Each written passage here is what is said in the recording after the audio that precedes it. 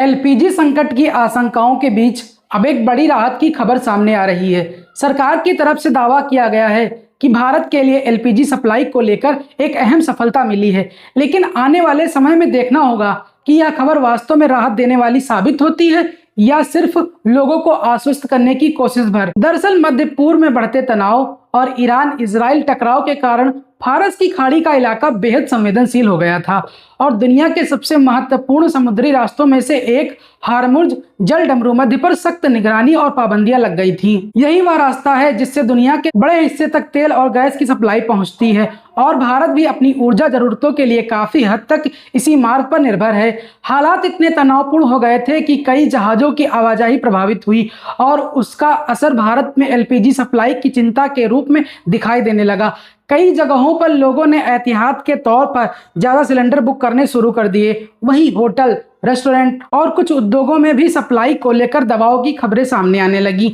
इसी बीच सरकार ने बताया है कि ईरान ने कूटनीतिक बातचीत के बाद भारत के 2 एलपीजी टैंकर जहाजों को हार्मुज जल डमरू मध्य से सुरक्षित गुजरने की अनुमति दे दी है। ये दोनों जहाज शिवालिक और नंदा देवी कतर के रस लाफान से एलपीजी लोड करके भारत के लिए रवाना हुए हैं और भारतीय नौसेना की सुरक्षा में इस संवेदनशील समुद्री रास्ते को पार कर चुके हैं। बताया जा रहा है कि इन दोनों जहाजों में कुल करीब 92,700 मीट्रिक टन एलपीजी भरी हुई है, जिनमें से शिवालिक 16 मार्च को मुंद्रा पोर्ट पर पहुंचेगा जबकि नंदा देवी 17 मार्च को कांडला पोर्ट पर पहुंचेगा। इतनी बड़ी मात्रा में आने वाली एलपीजी से भारत में सप्लाई पर बना दबाव काफी हद तक कम हो सकता है और सरकार का कहना है कि सबसे पहले घरेलू उपभोक्ताओं की जरूरतों को प्राथमिकता दी जाएगी। इसके साथ ही जानकारी दी गई है कि फारस की खाड़ी में अभी भी 22 भारतीय जहाज मौजूद हैं जिन पर 611 भारतीय नाविक सवार हैं और फिलहाल सभी सुरक्षित है तथा पिछले 24 घंटों में किसी भी तरह की अप्रिय घटना की खबर नहीं आई है।